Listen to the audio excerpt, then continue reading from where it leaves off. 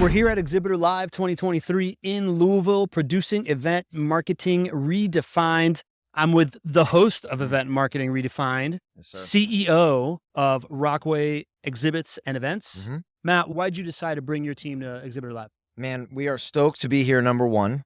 Two is really this idea of talking the talk, walking the walk, right? That's big for us. Like, we preach this sort of intentional, strategic approach to event marketing. Mhm. And, we want to case study our own journey to be able to give it to our clients, give it to event marketers and say, hey, like, this was the finished result.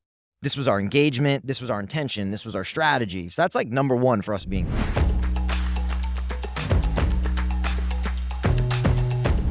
Experiential. You touched on it. Tell me your thoughts on that. Thinking about exhibits from the other side. So when you're like how we are today, walking around, I'm not exhibiting, I'm experiencing it. Yeah.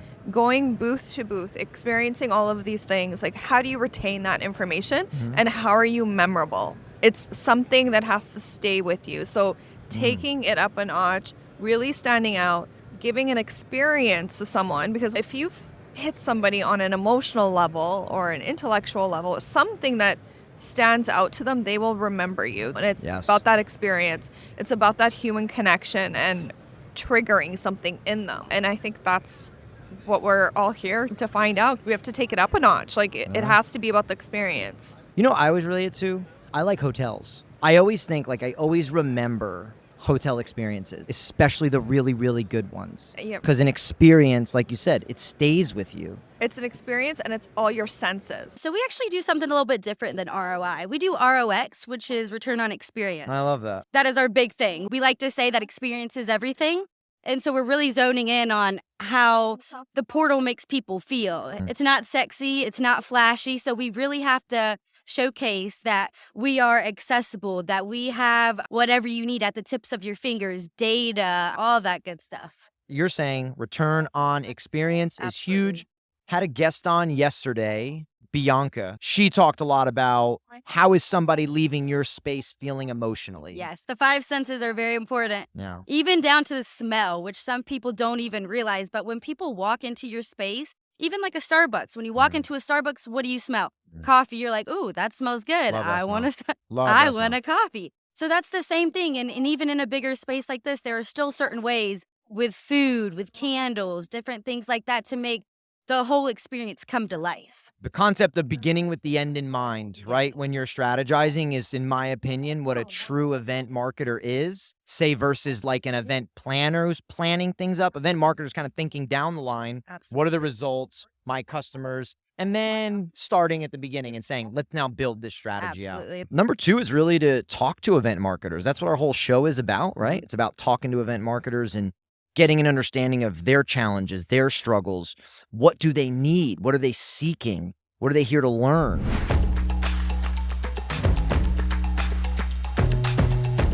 Any shifts you're seeing in events and trade shows or anything you're expecting in the next 5 years? Any trends, anything like that? I'm learning more about remote type options, especially internationally. Yeah. Where you will train on-site people to do what your sales team would do. Yeah. To be more cost-effective and do it that way. Have you done that yet? Or are you just starting to lean into it? Just or you're learning about it now. Nice. So I'm thinking, in the past, there have been opportunities that we've missed out on just due to cost of trying to get staff there. So to see what alternatives are to capture those leads and get, our message out without us being there. Honestly, I am always on the look for new sustainability ideas because that's kind of a big part of who we are as a company and what we do. So I always kind of look when I'm on the trade show floor here too, what kind of things are green, where are we doing recycled, what kind of giveaways are really more sustainable and green, and just get ideas too for kinds of tech that you can do that's a little bit greener. When we're designing and we're building the space that we're going to be in, that's one of the questions that we have when we look at rent versus build too. Because if you rent, you're recycling. Also thinking about how are we shipping things to shows? Are we fitting everything on one pallet as much as possible so we're not taking extra carbon over the road?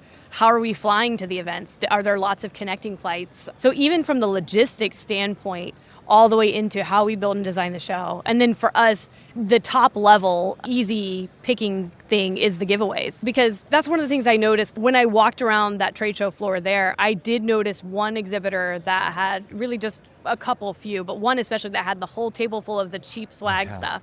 But that's going to go in a landfill somewhere, and some kid's going to play with it for a little bit. Yeah. So we just didn't want to go that direction, and we sort of are pivoting. Events have changed drastically since post-pandemic. A ton. There's so much happening, right? But like all things that change, it's good. There's shifts. There's movement. Yep. Now, when you have somebody on the show that is an event marketer for a company, I think the conversation needs to be about, like, what are their needs, right? Where are their struggles? What problems are they looking to be solved for them that maybe me or nobody else in this room or us are solving for?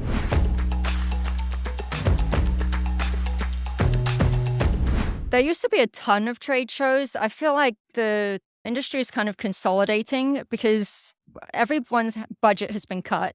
People can't go to as many shows as they used to go to. You really have to pick and choose. You have to be very strategic about which shows you go to.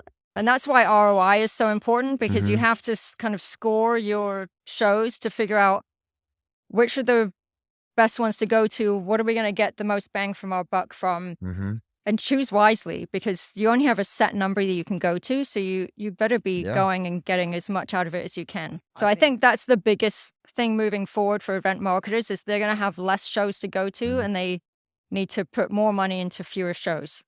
I think you're like spot on with that, because before the pandemic, right, you've been using the term, everybody was a little fat and happy, right? Yeah. Like the shows were a little lazy. They just expected everybody to go.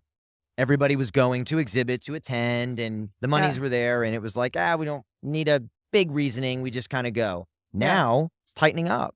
So if you're doing the things that you're talking about with like measurement and the why and building results, now you can be nimble and you could say, hey, this show works. This one doesn't. This is producing results. You move money around. That's being a marketer. That's being strategic. I think the key is to have an integrated marketing plan when you're going into these things. So for me, when I go to a show, we don't just do a booth. We're doing a customer dinner. We're doing a poster. We're doing a private meeting room. We're doing voice of customer meetings. So it's a whole integrated system. So you're not just doing one thing at one show. Good for you, right? Like the idea of treating it like a campaign. Yeah, it's a campaign from start to finish. I think ROI is one piece of the puzzle. Yep. I also look at tracking return on event and return on objective as well. So if you're looking at simply return on investment, you're looking at hard metrics. First of all, you need to have a good strategy for collecting leads and for measuring where those leads are in the marketing funnel. But you also need to have set objectives before you go into that event. What does success look like for you? What will success look like for your management team? And how do you measure against those objectives for that particular program? And every single data point, every single touch point that you have for your brand, for that attendee, needs to be a place where you can measure. I think that doesn't necessarily mean hard metrics all the time. Yeah. Sometimes that is soft. Sometimes it's how many demos that you've given. Sometimes it is taking a survey of brand sentiment. How do attendees feel about your brand now that they've experienced your brand in the space? What is their opinion? Yeah. And what did they find interesting about your space? And how do they feel about company culture?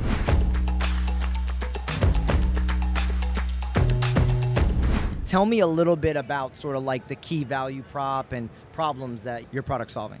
Sure. So main issues, a lot of exhibitors, they struggle with lead capture, right? Yeah. They don't put that first. They don't make it a priority. So really part of what I think an exhibitor needs to do is they need to have a strategy around lead capture to begin with as the very first thing. And also I think exhibitors, they're very ignorant in terms of lead capture. That's not a bad thing, but 9 times out of 10, every exhibitor comes to the show and they're putting lead capture last, but they're just buying whatever the show provides. And to me, it's kind of there's a broken business model, right? Yep. Typically the show is charging you per user. For us, not to try to advocate Captello too much, but we charge per event and we want every person on the show floor to have lead capture. So the important thing is maximize how you capture leads, make sure everybody is capturing leads, make sure you're doing it in different ways and pulling people into your booth as best you can. I think to go in that direction, you have to have a plan. You have to have a lead gen plan. It's not just, you're not going to bring screens and attract people just because you have a screen. Secondly, I've seen our clients, sometimes they take the kiosk, but they still sit at the booth. You still have to engage people, okay? That's half the job. Now, with the rise of AI, as we know, these AI agents that we're creating, we're double into a lot of AI agents to attract the attendees to start conversation, are going to be an add-on, but not a replacement for the person at the booth. There's a social aspect to being in a trade show. Yeah. And a screen cannot replace that. Yeah. The best AI agent with deep faking is not going to do that. You still have to engage, get up and have a conversation and use the technology to your advantage. I think that a lot of marketers, they're a marketer, they're hired to be some form of general marketing, demand gen, content marketing, whatever you want to call it. And then someday, some executive or VP walks in the office and says, hey, you're now handling our trade show program. So they're not true event marketers. They don't have that knowledge, that strategic skill just yet. So I think that's something that I would love to test and say, hey, did this happen to you? Did this happen to you? So then now they're forced into figuring this out. It's like, okay, you know, you're managing a $500,000 budget for trade shows or $1 million or plus, but you've never done it before. So what are your KPIs? What are your measurables? What's your objectives that you're looking to hit?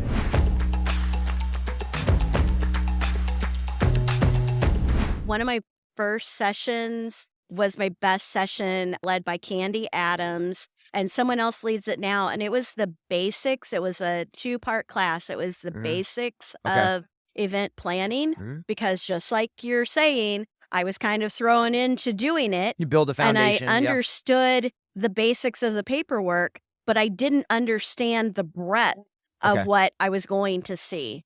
And I realized, oh, I am not doing that right. But nobody told me I wasn't doing it right because it was sufficient. Yep. And so that was one of the basic classes for Cody, 7 years ago. It was an eye-opening experience. So that quote that you just said, nobody told me I wasn't doing it right because it was sufficient. Yeah. That is excellent, because I do think what happens is people like yourself that you don't have the education, the background, the execution expertise to go do it. Yeah. You want to do a good job. Yeah. Right. So exactly. then I'll bet some nerves probably settle in. Yeah. When you're handed a trade show program, you're like, so it becomes kind of a, not bare minimum, but like you're just trying to make sure everything just goes smooth. Yeah, versus exactly. the high level stuff that you're now talking about. Exactly. Exactly. There's a supreme difference between the way I was handling trade shows before. Before, the way I was handling trade shows was I was an order person. I placed all the orders and I made sure that the tablecloth was in the right spot and they had the literature. And now I am an event marketer. I love that. I'm actually reaching out to people I know that are going to be at the show ahead of time and trying to make those connections and trying to make sure that they're coming. And I'm also evaluating what we're doing at the show. We're not sending brochures anymore. We're doing so much more. What I love to hear, being that I'm newer into this world, is how a new event marketer can grow in this field and advance and learn off of the people who have been in it for years to better ourselves, learn from their mistakes. Yeah, of course. I think that's super smart. Anything in particular that, like, specific you are trying to bring back? So what I want to bring back is just an idea that this show is worth it, that this show means something to event marketers, and take that back to my company and say, it's worth investing people to be at this show and going through the classes, even though I'm not going through them this time.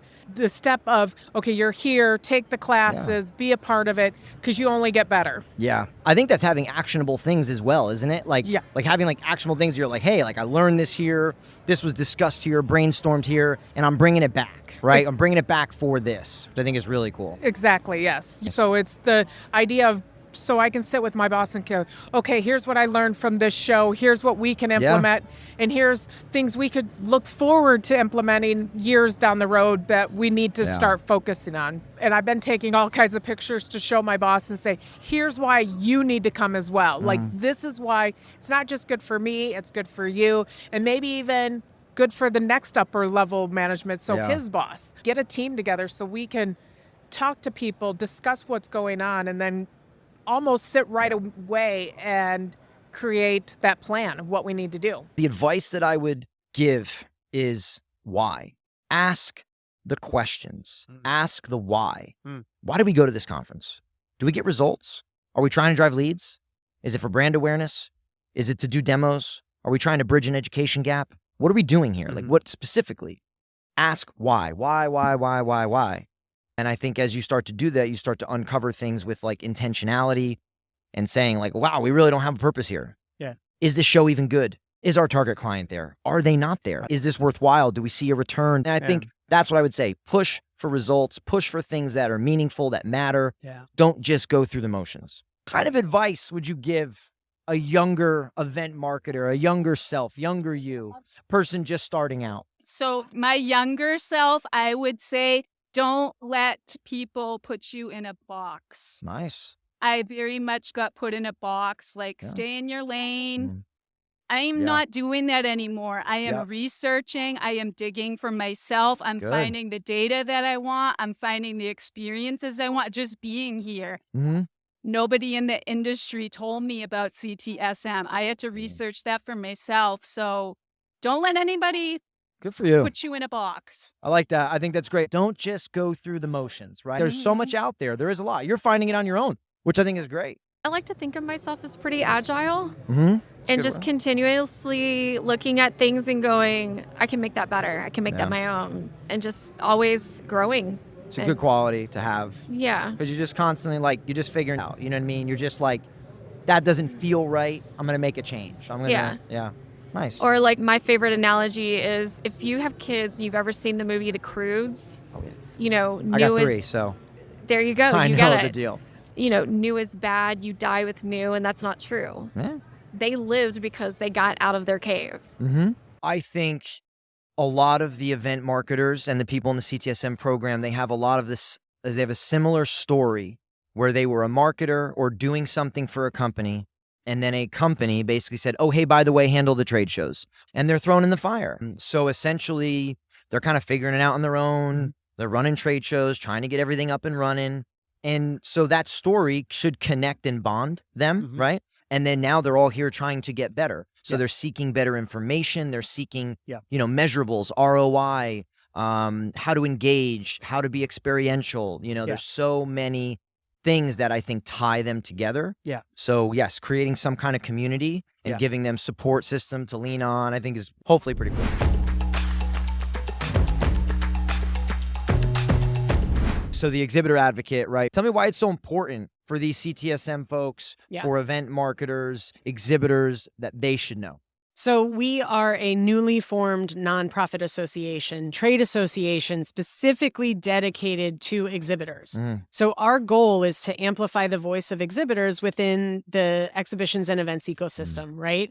We want this industry to understand what exhibitors need to be successful, because without exhibitors, we don't have a trade show, right? At the end of the day, we need to make sure that exhibitors feel like they have a voice, that they have an opportunity to share their pain points with show organizers, general service contractors, and suppliers, and that we collaborate and come together to try to figure out how we address those pain points, how we provide value in this channel, and ensure that this is an irreplaceable part of the marketing mix. I mean, 7 years ago, I remember having conversations at EDPA essentially and talking, saying like, man, like exhibitors, it's just complicated. They're so scattered. There's so many industries. There's so many of them, but they're all facing the same problems. That's right. And where do they go? Who do they go to? So it's giving them guidance on where they can go, what buttons to push, who to ask, because they should and they can throw their weight around a little more than they think sometimes. Yeah, and there are so many new people in our industry. This is a group of people that oftentimes are in a role where they're an exhibit marketer for maybe a couple of years, and then they move on to a different part of marketing. So, you know, that they don't have the full depth of knowledge about the ins and outs, the kind of the what's behind the curtain of a trade show that maybe those of us that have been in the industry for 20 plus years know, right? So how do we help those folks understand exactly like you said? Who do you go to when you have a challenge? How do you address issues that you have? How do you do it in the right way? And how do you raise your voice, right? So the Exhibitor Advocate is a group of exhibitors, and we have members that are general service contractors and unions and show organizers. And we have been meeting for really the last 10 years, every month, talking about these issues in the industry, sharing ways to help each other. And we want to be able to do that for the industry as a whole. So to be able to help exhibitors understand that they can raise their voice, if they come together as a group, we can make a bigger impact in sharing those issues. And it really is about sustaining this industry. It's making sure that we all work. It's an ecosystem. It's an ecosystem. Right? And everybody plays their part. Yep. And the exhibitors are a big piece of that. Yeah. I give a lot of credit to the Exhibitor Advocate. I think the exhibitors need a voice. They need to be heard. They need to understand that they do have a voice, and that we as EDPA and others are really promoting their opportunity to have a voice, so that, again, the general contractors, the show organizers are our friends. Right? They're not the enemy. I think what has to happen is there's got to be a better understanding of how we grow this together for the common good. So I think there's work to be done on both sides, but I'm hopeful that with Exhibitor Advocate and some other things, and more listening taking place from organizers to their exhibitors, that will yield positive results. Yeah, it all comes back to what I was saying is, like, none of these shows happen without the attendee, without the sponsor exhibitor. That's right. Right? It's an ecosystem. Right. So the value has to be there for both parties. That's right. And then that value has to be created by a lot of parties in a lot of different ways. Correct. You and I got to create value. Yes. I mean, fighting every day to create value, to differentiate, to deliver something where we're not commoditized. Right. I think the shows have to be the same way. I agree. The organizers have to be the same way. I agree. And that's a big shift that I'm hoping to see in our industry now.